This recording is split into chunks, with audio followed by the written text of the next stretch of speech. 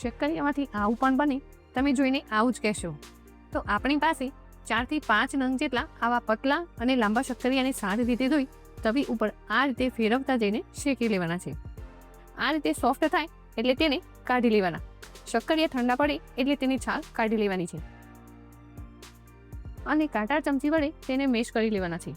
હવે તેમાં ઉમેરીશું સિંગદાણાનો ભૂકો, સાથે સૂકા કોપરાનું છીણ, થોડા કાજુના ટુકડા, આદુ મરચાંની પેસ્ટ, સ્વાદ અનુસાર મીઠું, અડધી ચમચી લાલ મરચું પાવડર, ચટપટા ટેસ્ટ માટે લીંબુનો રસ, થોડા લીલા ધાણા ઉમેરી સારી રીતે મિક્સ કરી લઈશું અને આ રીતે ટિક્કી બનાવી લેવાની છે અને આ રીતે ધીમા ગેસ પર ગોલ્ડન બ્રાઉન થાય ત્યાં સુધી શેકી લેવાની છે.